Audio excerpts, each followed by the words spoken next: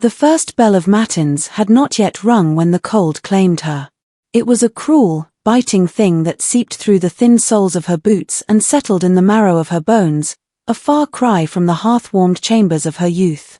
Yseldra, Elspeth, she corrected herself with a sharp, internal sting, pushed herself upright from the pallet of greying straw. Every joint protested, a chorus of aches born from a week of labor her body had never been built to endure. Her hands were the worst of it. Once, they had been celebrated by poets for their grace, manicured to perfection and accustomed only to the light weight of a lute's strings or the whisper of a silk fan. Now, they were a cartographer's map of her ruin. The skin was cracked and raw, the knuckles swollen from the damp, and deep-seated grime had settled into the crescents of her nails like a permanent mourning shroud. As she gripped the handle of the heavy muckrake, a fresh blister on her palm tore open, the sting sharp enough to draw a gasp that hung in the frozen air like a ghost. The stables were a cavernous world of shifting shadows and the rhythmic, heavy breathing of the calderic chargers. The scent was thick and earthy, suffocating cocktail of old hay, ammonia, and the salt-sweet musk of horseflesh. It was a smell that had become her skin. She moved with a practiced, rhythmic stoop, tossing soiled bedding into the barrow, her muscles screaming with every heave. The physical toll was a mercy in its own way. It left little room for the memories of fire and the sound of breaking glass that usually haunted her quietest moments. Yet, as she worked, her eyes remained restless, darting toward the heavy oak doors every time they creaked.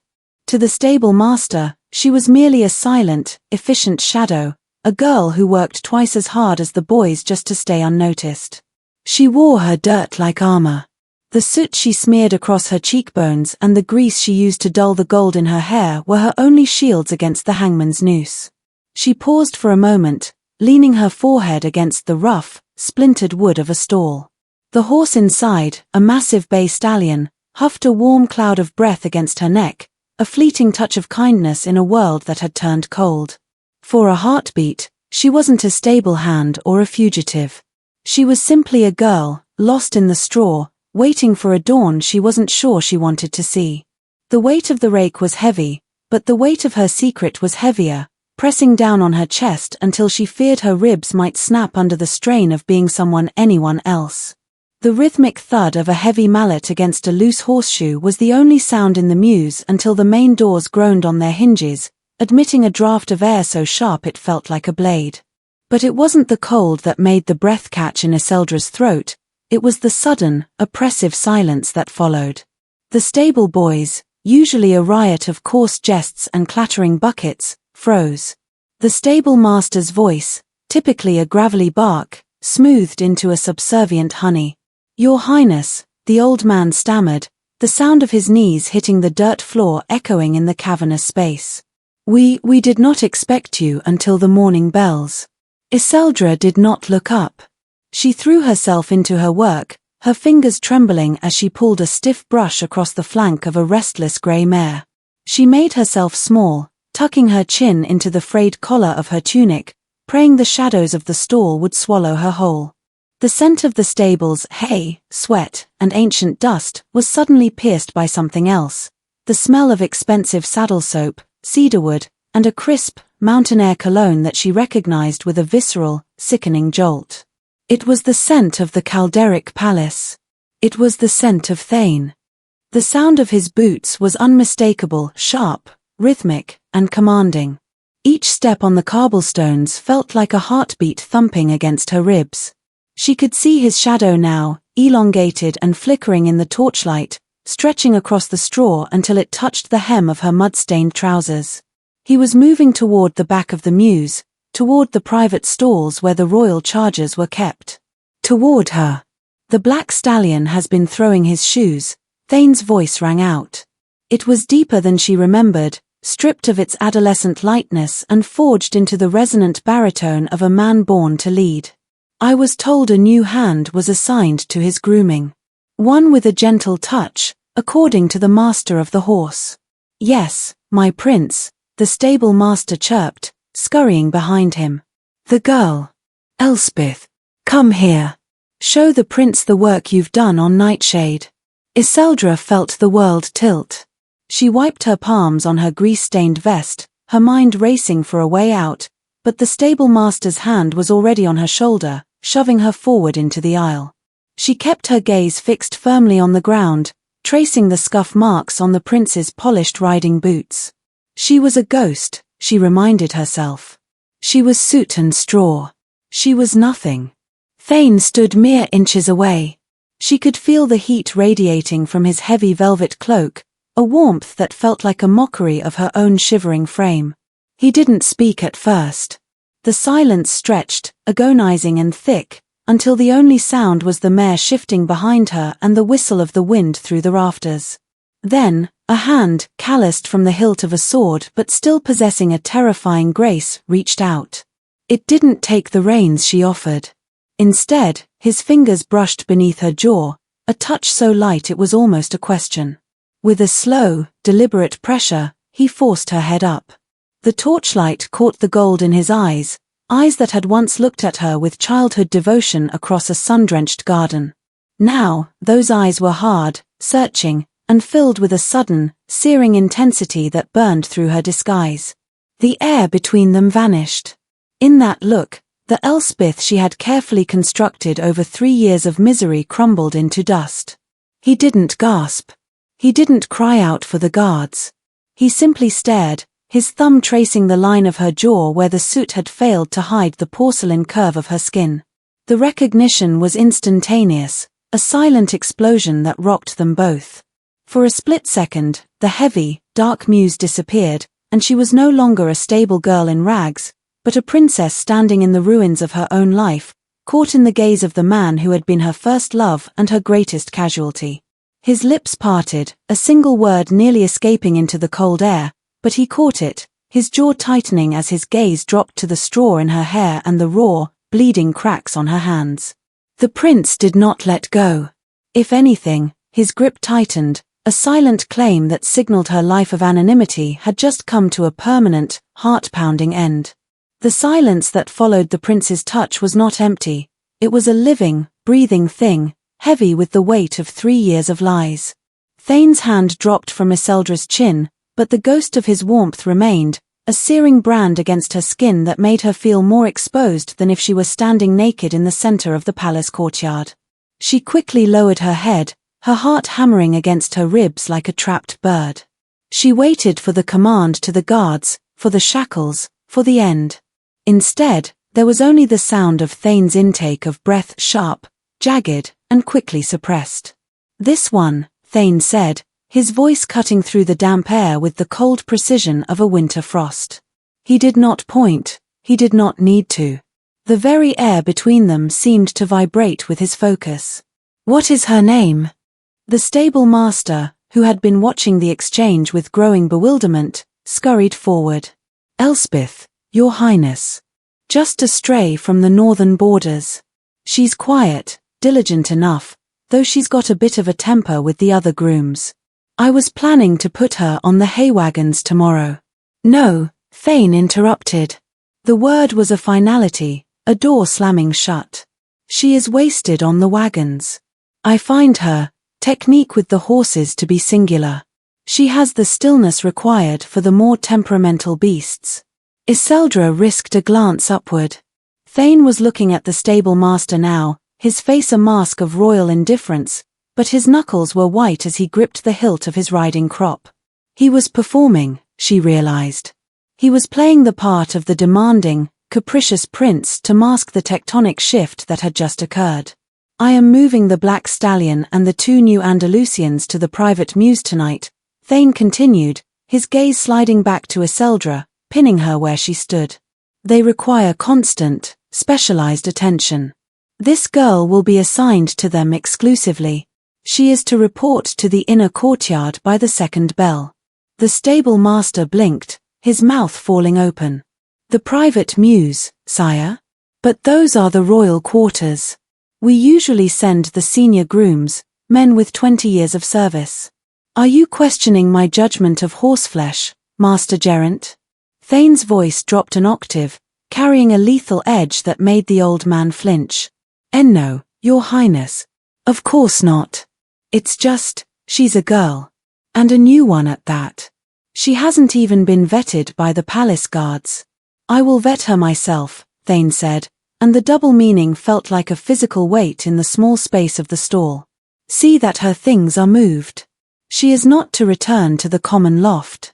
With a sharp turn of his heel, the prince strode toward the doors. He did not look back, but the command he left behind hung in the air like a decree. The stable master turned to Yseldra, his expression a mix of suspicion and grudging awe. I don't know what luck you've stumbled into, girl, he spat, though he kept his voice low. The prince is a hard man to please, and twice as hard to serve.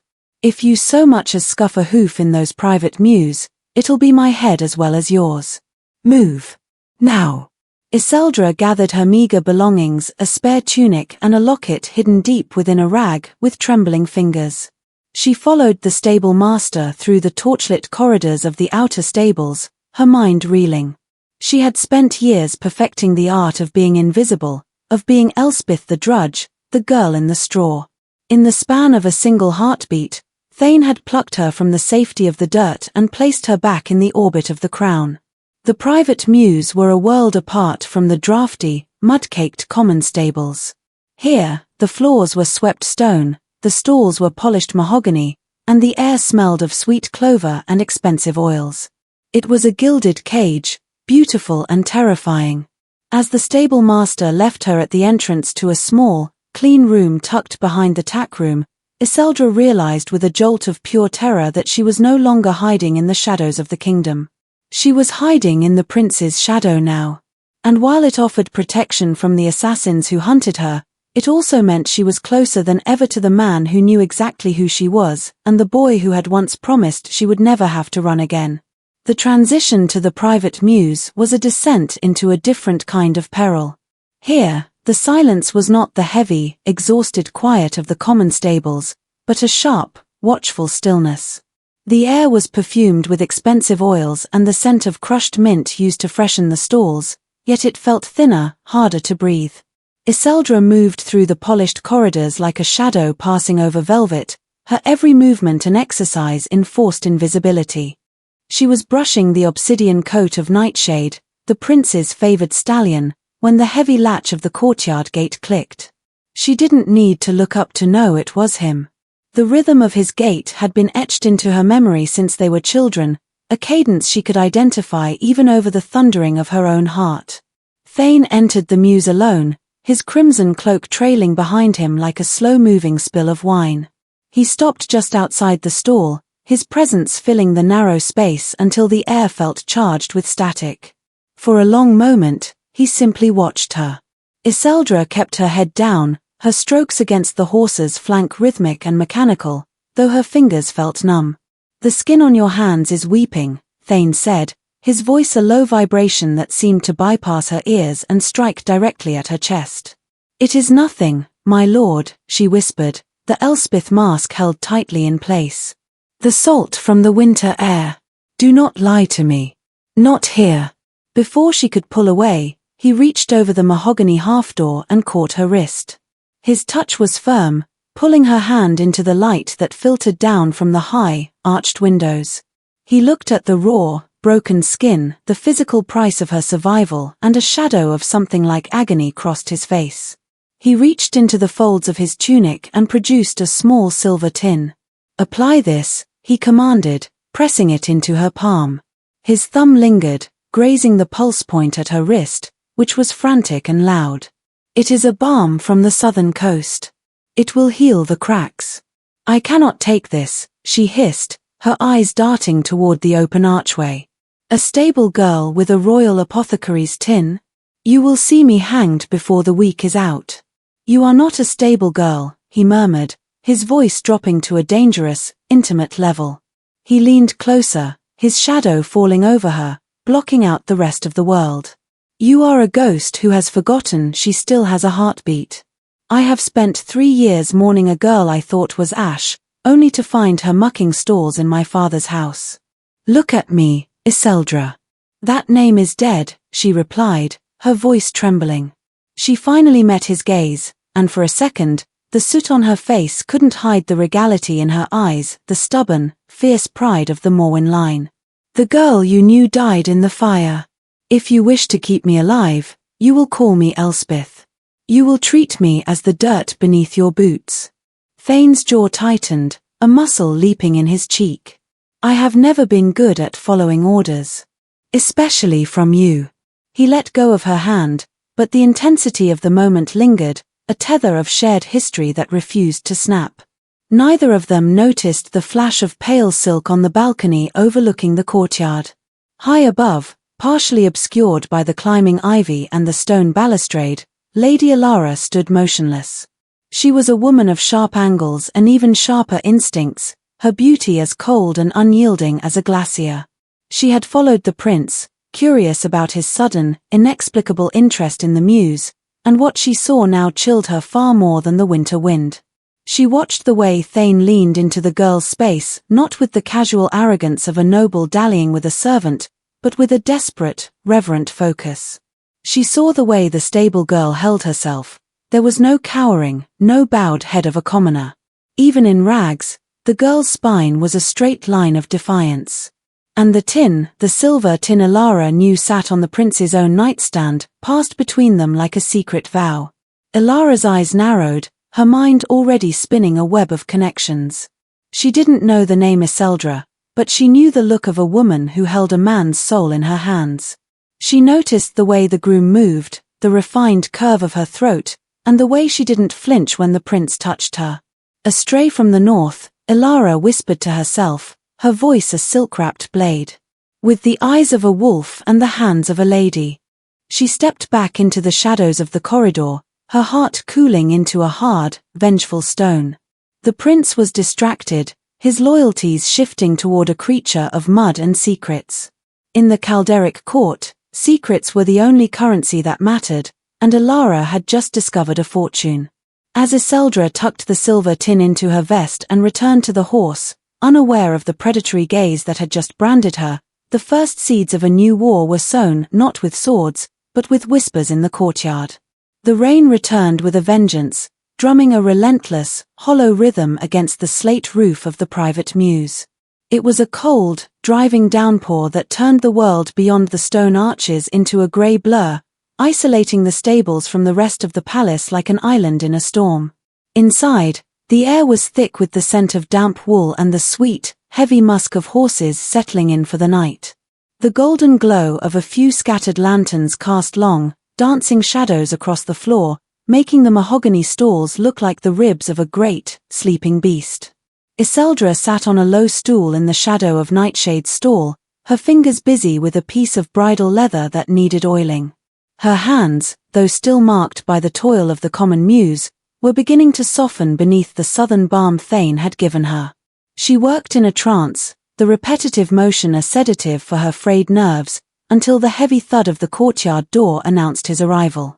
He didn't wear his crimson cloak tonight. Instead, he was dressed in a simple dark tunic, his hair damp and clinging to his forehead. He looked less like a prince and more like the shadow of the boy she had once chased through the sun-drenched orchards of her father's estate.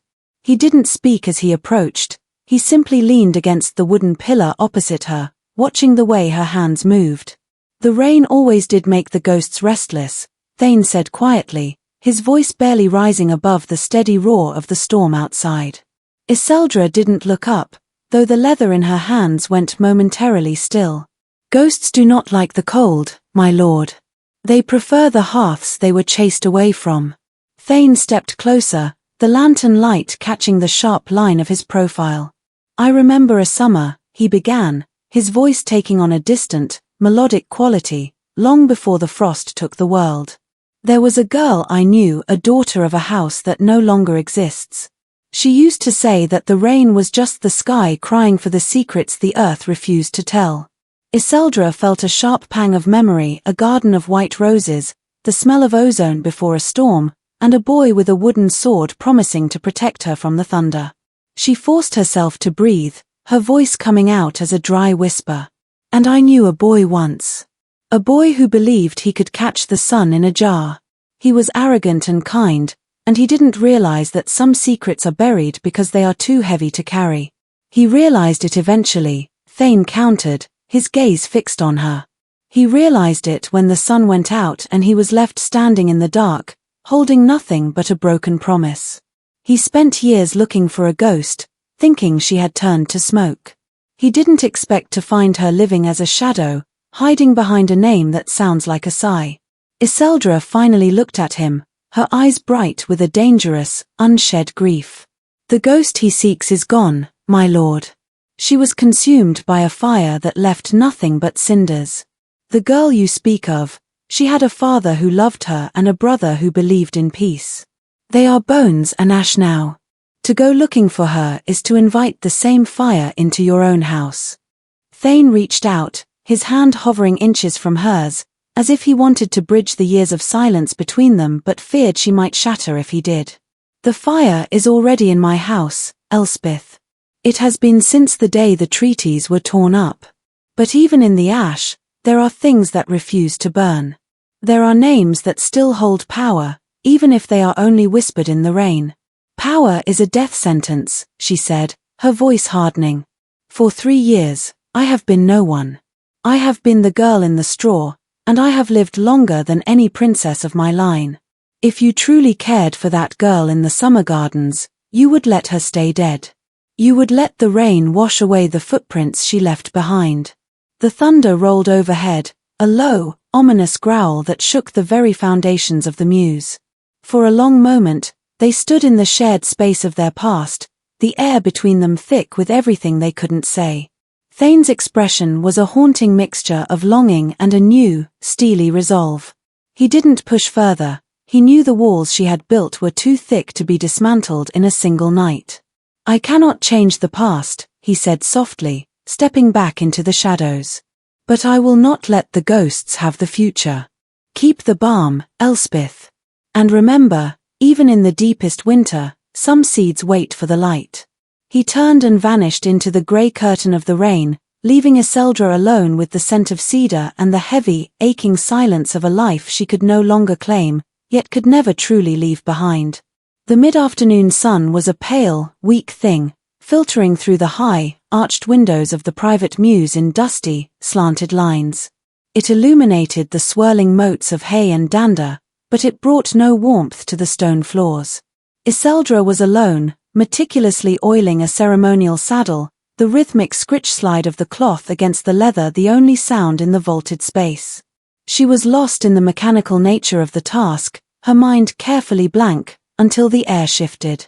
The scent of cedar and rain, Thane's scent, was gone, replaced by the cloying, sharp fragrance of crushed lilies and expensive amber. It was a perfume designed to announce a presence before a word was ever spoken. Yseldra didn't turn around immediately, but her shoulders went rigid. The clicking of heels on the stone was sharp and rhythmic, a predator's gait. When she finally looked up, Lady Alara was standing at the edge of the stall, her pale blue silk gown a jarring splash of color against the earthy browns of the mews. She looked like a bird of prey that had accidentally landed in a gutter, her eyes narrowed and glittering with a cold, analytical hunger. So, Alara said, her voice a low, musical drawl that carried a hidden sting. This is the creature that has the crown prince playing the part of a common stable master. Yseldra dropped her gaze, pulling the Elspeth mask back over her features like a shroud. She stood and dropped a clumsy, shallow curtsy. My lady. I'm just doing the work I was told. Are you? Alara stepped closer, her silk skirts hissing against the straw. She reached out a gloved hand, tracing the grain of the mahogany stall with a casual, mocking elegance. Because I find it fascinating. A girl from the north, they say. A stray. And yet, you don't smell of the hovels. You don't even stand like the girls I see scrubbing the palace floors. There is a stiffness in your spine. A ghost of a posture that suggests you once knew the weight of something much heavier than a pitchfork. I don't know what you mean, my lady, Yseldra muttered, her voice gravelly and low. The cold makes a body stiff. That's all. Alara laughed, a light, brittle sound that didn't reach her eyes. She picked up a piece of fine silk used for polishing the bridle and held it between two fingers, inspecting it as if it were a rare specimen. This silk is from the Eastern Isles. It has a particular weave, doesn't it? Most commoners would think it's just a rag. But someone with an eye for quality, someone who grew up surrounded by it, would know that the thread count is meant for the lining of a queen's bodice, not a horse's bit. She tossed the silk back onto the bench and leaned in, her face inches from Yseldra's. Tell me, Elspeth, what do you think of the new taxes on the southern vintners? Or perhaps you have an opinion on the proper way to address a duke of the blood? I'm just a groom, Yseldra said, her heart hammering so loudly she feared Alara might hear it. I don't know nothing of dukes or silks. I just know horses. Do you? Alara's eyes flashed. Then tell me why, when I watched you from the gallery yesterday, you moved like a woman who has spent her life being followed by ladies-in-waiting. And your vowels, dear, they are far too round. You try to flatten them, but the ghost of a royal education haunts every word you speak. You sound like a lady playing a part in a very poor theatre troupe. Alara's hand shot out, catching Yseldra's chin in a grip that was surprisingly strong. She forced Yseldra to look her in the eye. Who are you? Are you a spy? A fallen noble's daughter looking for a way back into the sun? Or are you something much more dangerous? Yseldra felt the old, royal defiance flare up in her chest, a heat she hadn't felt since the night the world ended. She didn't flinch. She stared back, her eyes a cold, hard blue that matched the ice in Alara's own. I am a girl who wants to be left alone, she said, and this time, her voice didn't waver. It was clear, resonant, and unmistakably noble. I am a girl who has lost everything and has nothing left to fear from someone like you. Alara's breath hitched, her eyes widening as she felt the shift in power. For a fleeting second, the stable girl vanished, and a princess stood in her place. I knew it, Alara whispered, a slow, predatory smile spreading across her lips. She let go of Yseldra's chin, stepping back as if she had just discovered a hidden treasure. You are a secret. And in this court, secrets are the only thing worth more than gold. Thane is protecting you, isn't he? He thinks he can hide a swan in a duck's pond. She turned to leave, her silk skirts swishing with a new, triumphant energy. At the door, she paused, looking back over her shoulder with a gaze that promised nothing but ruin. Enjoy your straw while you can, Elspeth.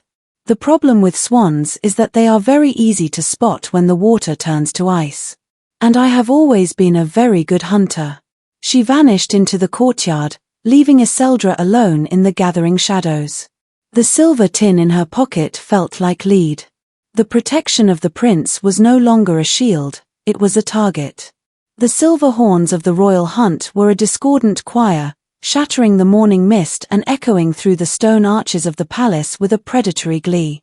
It was a sound Yseldra had once associated with the thrill of the chase and the warmth of a post-hunt feast, but today, it sounded like a funeral dirge. The quiet sanctuary of the private muse was gone, replaced by a frantic, high-stakes chaos. Pages in livery darted between stalls, the smell of burnt coffee and horse lather filled the air, and the braying of the hounds in the distance added a jagged edge to the tension. Yseldra worked with a frantic, desperate focus, her breath hitching in her chest. She was cinching the girth on Nightshade, the massive stallion's flanks quivering beneath her touch as if he sensed the impending violence of the hunt. She kept her head low, her hair pulled back and hidden under a shapeless wool cap, but the soot on her face felt like a thin, useless veil. You are tightening that too far, a voice said, low and resonant. She jumped, her hand slipping against the leather. Thane stood behind her, already armored in his hunting leathers, dark, supple hide reinforced with silver studs that caught the flickering torchlight. He looked every inch the Calderic heir, a man of steel and cold command. But when he looked at her, the hardness in his eyes flickered, replaced by an expression that was dangerously close to tenderness. I cannot go out there, Yseldra whispered, her voice barely audible over the clatter of buckets in the hallway. Alara knows. She looked at me and she saw right through the dirt. If I stand in the courtyard, if I walk among the lords and ladies, I might as well put the noose around my own neck. You will not go as a princess, Thane said, stepping into the stall and shielding her from the view of the passing pages. He took the leather strap from her trembling fingers, his hands steady and sure. You will go as my personal groom. You will keep your eyes on the dirt and your hand on my horse's bridle.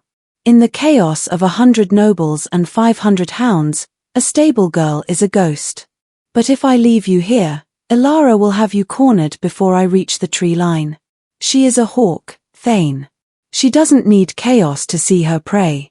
Then I will be the shield, he replied, his gaze locking onto hers.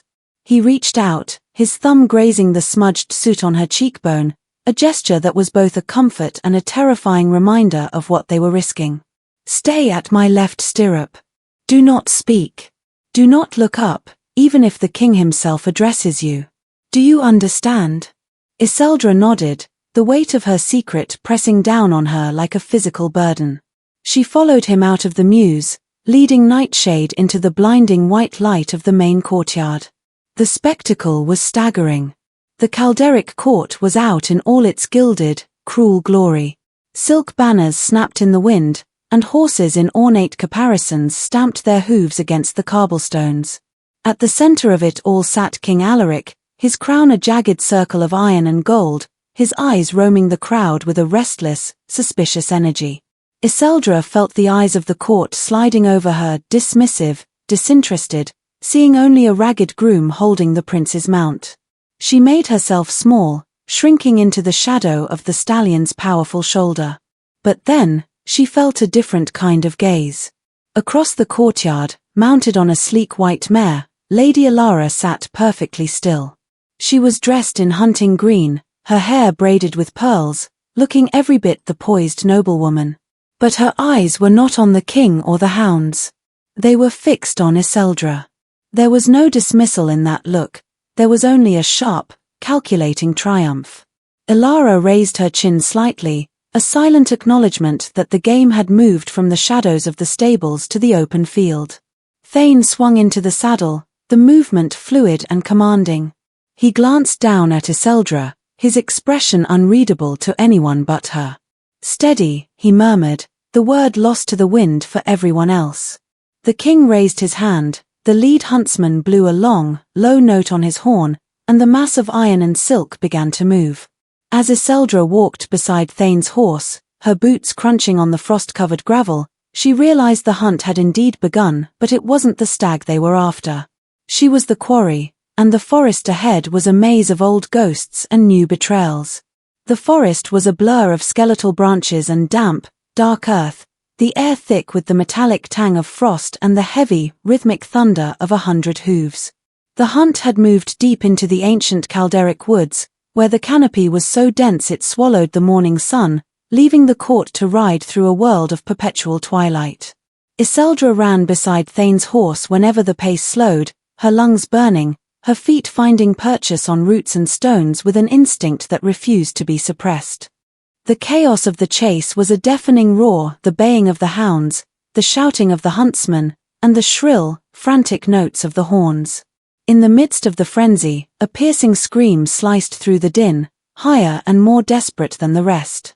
At the edge of a steep, shale-covered ravine, a small pony had bolted.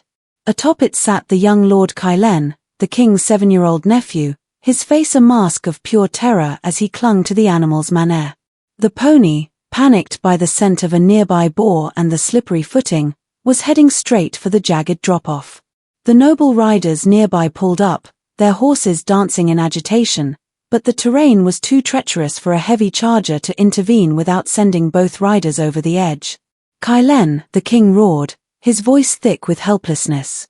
Yseldra didn't think. She didn't calculate the risk or the cost of her cover. She saw a child about to die, and the blood of the Morwinds, a line of royals who were said to speak the language of the wind and the beast, surged to the surface.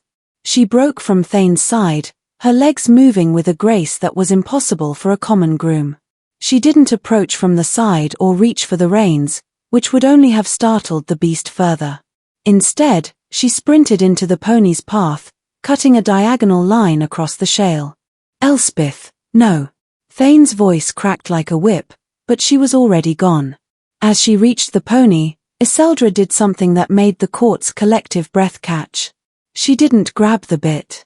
She vaulted onto the moving animal's neck, her body light as a feather, and pressed her bare palm firmly against the whirl of hair in the center of the pony's forehead. It was the hush of the moor, a technique passed down through the Morwen royalty for centuries, whispered to be a remnant of ancient magic. She leaned close to the pony's ear, not shouting, but humming a low, resonant vibration that mimicked the steady heartbeat of a mare in the sun. Under her touch, the pony's frantic whites of their eyes disappeared. The animal didn't just stop, it sighed. Its legs braced against the shale, hooves skidding to a halt inches from the precipice, as if the ground itself had turned to lead. The silence that followed was more deafening than the hunt had been. Yseldra sat there for a heartbeat, her hand still pressed to the pony's brow, the child sobbing into her shoulder. She looked up, and the world rushed back in. The king was staring, his eyes narrowed in a terrifyingly sharp focus. The nobles had circled their mounts, their faces pale with a mixture of relief and dawning suspicion. And there, at the front of the pack, Lady Alara sat on her white mare, her lips curved into a smile that was as cold and sharp as a butcher's knife. "The southern hush," Alara said, her voice carrying through the silent trees with lethal clarity. "I haven't seen that technique used since the fall of the Morwen Palace. It is said only the women of the royal bloodline possess the temperament to calm a beast with a single touch." Yseldra felt the ice settle in her veins. She slowly slid off the pony, setting the trembling child on the ground. She lowered her head, pulling the wool cap down to hide her face, but it was too late. The soot on her skin couldn't mask the way she had moved, or the way the animal had obeyed her as if she were the earth itself. Thane moved Nightshade forward, placing his horse between Yseldra and the king's searching gaze, his hand white-knuckled on the reins. He didn't look at her, but she could feel the tension radiating from him, a silent, desperate prayer for a miracle that wouldn't come. The king didn't thank her. He didn't offer a reward. He simply looked at the stable girl as if he were seeing a ghost emerging from a grave. "A singular talent for a groom," the king murmured, his voice heavy with a dark, impending judgment. "One that we shall have to discuss when we return to the palace." The hunt resumed, but the spirit of it was gone. As Yseldra walked back, her hand resting on the neck of the now docile pony, she felt the weight of 1,000 eyes on her back. The trap had not just been set, it had been sprung, and the secret she had bled to keep was now a public accusation. The return to the palace felt less like a triumphal procession and more like a march to the scaffold. The great hall was a cavern of flickering shadows and the sharp, rhythmic echoes of boots on marble, the air thick with the scent of roasted meat and the metallic tang of drying blood from the day's kill. But the feast remained untouched. The king sat upon his throne, his hands gripping the carved lion heads of his chair, his gaze fixed on the shivering figure standing in the center of the hall, still dressed in the mud-spattered rags of a groom. Yseldra felt the weight of the court's collective stare like a physical pressure, 1,000 needles of curiosity and malice pricking at her skin. Beside her, Thane stood like a statue of iron, his hand resting on the hilt of his sword, his jaw set in a line of such rigid tension she feared it might snap. "The girl," King Alaric said, his voice a low rumble that filled the hollow space. "The groom who tames beasts with a touch. Step forward." Yseldra took a trembling step, her head bowed, her eyes tracing the intricate patterns in the floor. But before she could speak, the rustle of heavy silk cut through the silence. "A girl of many talents, Your Majesty," Lady Alara said, stepping out from the ranks of the nobility.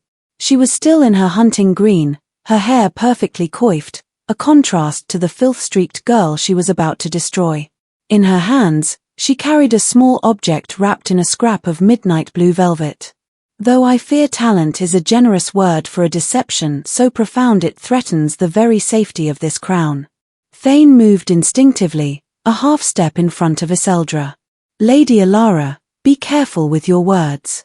This girl saved your cousin's life." "She saved a child to save her skin, Prince Thane," Alara countered, her voice ringing with a cold, clear triumph. But even the most clever serpent eventually sheds its skin. She turned back to the king, her eyes glittering. For weeks, I have watched this creature. I have watched her move with a grace no commoner could mimic. I have heard her speak with the vowels of the southern court. And today, I saw her perform a miracle that belongs only to a dynasty we thought we had put to the flame. Yseldra unwrapped the velvet with a flourish. Within it lay a miniature portrait set in a frame of tarnished silver, a lost heirloom of the Morwen line, rescued from the ruins of the fallen capital. She held it high, then marched toward the king, stopping just long enough to thrust it toward Yseldra's face. "Look at the girl in this portrait, Your Majesty," Alaric commanded. "Look at the high arc of the brow, the specific curve of the lip, and the eyes that hold the exact shade of a winter sea. This is the Princess Yseldra Morwen, photographed only months before her father's palace burned. Now, look at the soot-stained face of our Elspeth." The king leaned forward, his eyes darting between the delicate painting and the girl in the straw. A heavy, suffocating silence descended. "She is not a simple groom," Alara's voice dropped to a predatory hiss, echoing in the rafters. "She is the last of the Morwen line, a pretender hiding in our midst, perhaps waiting for the moment to plunge a dagger into the heart of the kingdom that claimed her lands. She is a spy, a ghost, a threat." The court erupted into a frenzy of shocked whispers. Yseldra felt the world beginning to tilt. The soot on her face felt like lead, the wool cap a suffocating weight. She looked at Thane, her eyes wide with a silent plea, but he was looking at the portrait, his face a mask of grief and fury. He had known, but seeing the truth presented as a weapon was a different kind of agony. "Is this true?" the king demanded, his voice rising to a roar that silenced the room.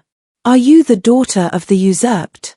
Yseldra stood tall, her spine straightening with a sudden, involuntary nobility that betrayed her more than the portrait ever could. She reached up and pulled the wool cap from her head, letting her matted, golden-brown hair fall around her shoulders. She met the king's gaze, her eyes cold and clear. "The Morwens were never usurpers," she said, her voice resonant and unafraid, the Elspeth mask finally discarded on the marble floor. "We were betrayed. And if being the last of my line makes me a spy in your house, then I have been a very poor one, for I wanted nothing from you but the mercy of being forgotten." Yseldra let out a sharp, triumphant laugh. "She confesses. She admits to the bloodline. I admit to nothing but my name," Yseldra cried, but the guards were already moving, their halberds crossing to block her path. As the iron grip of the palace guard closed around her arms, Yseldra didn't look at Alara's smirk or the king's judgment. She looked only at Thane.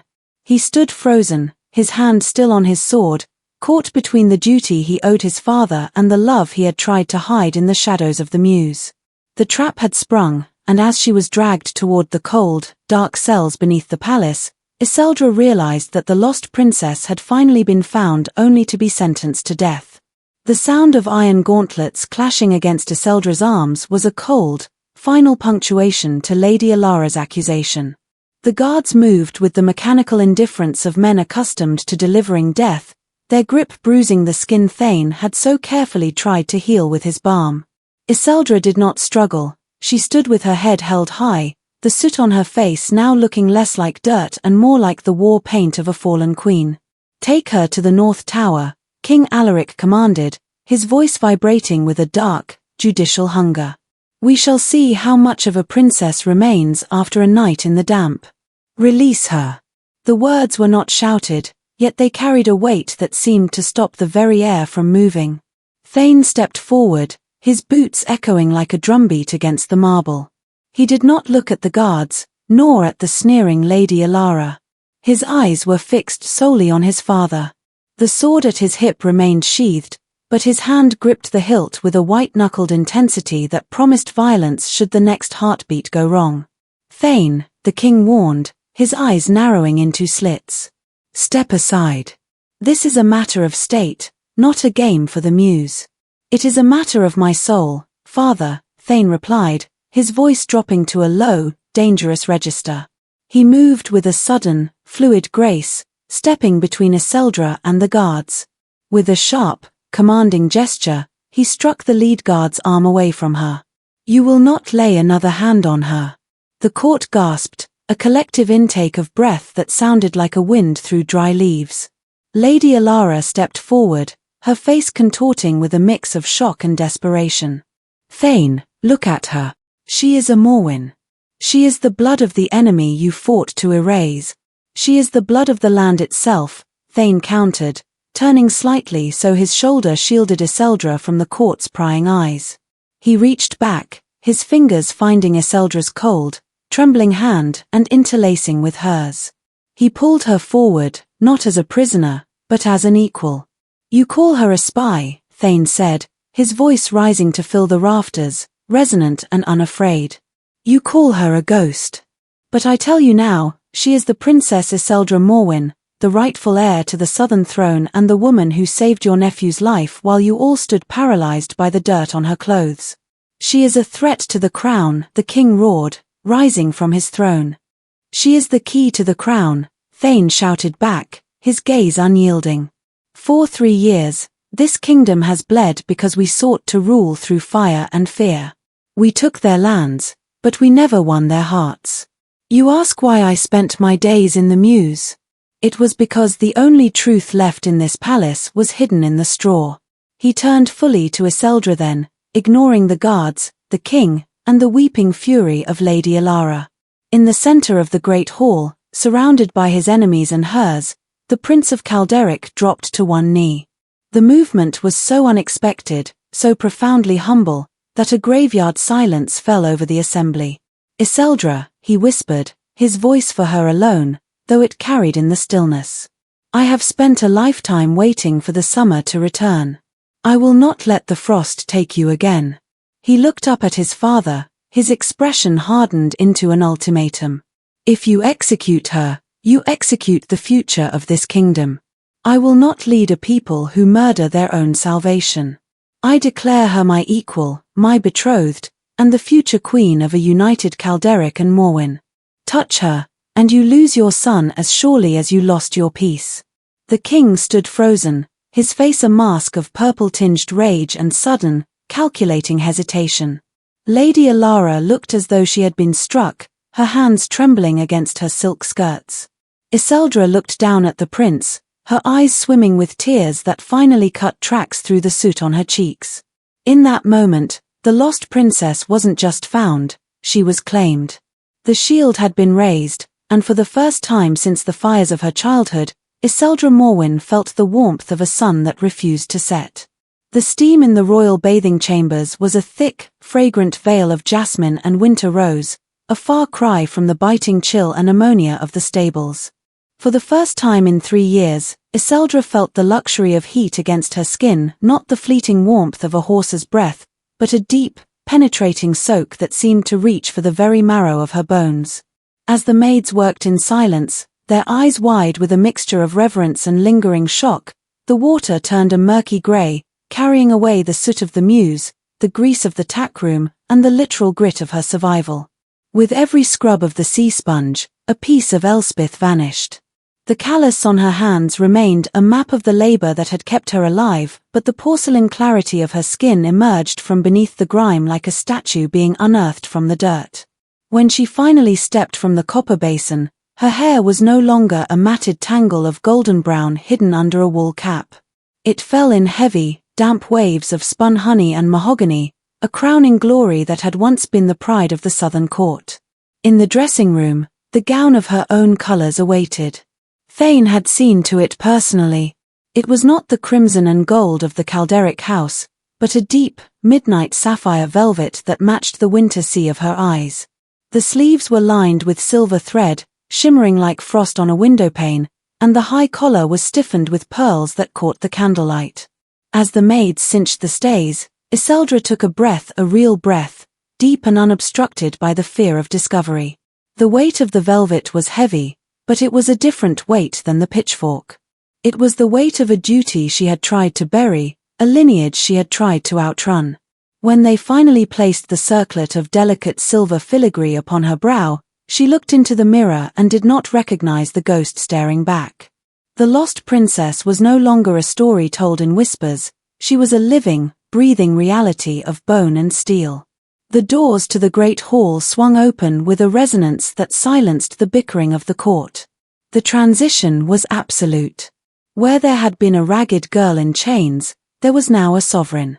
Yseldra walked the length of the hall alone. Her gait was no longer the hurried, stooped shuffle of a servant avoiding notice, it was the measured, rhythmic pace of a woman who knew that every eye in the room was a witness to her restoration. She passed Lady Alaric, whose face was a mask of pale, frozen fury, and she did not look away. She passed the king, who watched her with a newfound, begrudging respect, realizing that the girl who could tame a stallion with a touch was a far more powerful ally than a dead martyr. At the foot of the dais, Thane was waiting. He had traded his hunting leathers for formal velvet, but the look in his eyes was exactly the same as it had been in the dim light of the muse, fierce, protective, and utterly devoted. He stepped down to meet her, offering his hand. "Princess Yseldra," he said, his voice carrying to the furthest corners of the hall. He did not call her Elspeth. He did not call her a ghost. He used the name that had once tasted like iron and blood, but now sounded like a promise. Yseldra placed her hand in his. Her skin was clean, her pulse was steady, and the silver tin he had given her was tucked away in a velvet pocket, a reminder of the man who had seen the princess in the straw long before the world was forced to acknowledge her. "I am home, Thane," she whispered, the words intended only for him. The court bowed, a slow, rippling wave of silk and steel. The silence was broken not by the silver horns of a hunt, but by the low, resonant murmur of a people recognizing a leader they had thought lost to time. The girl in the straw was gone, consumed by the same fire that had forged her. In her place stood a queen who had learned the value of the dirt, the strength of the silence, and the power of a man who never forgot the girl in the summer gardens. The lost princess had finally been found, but more importantly, she had found herself.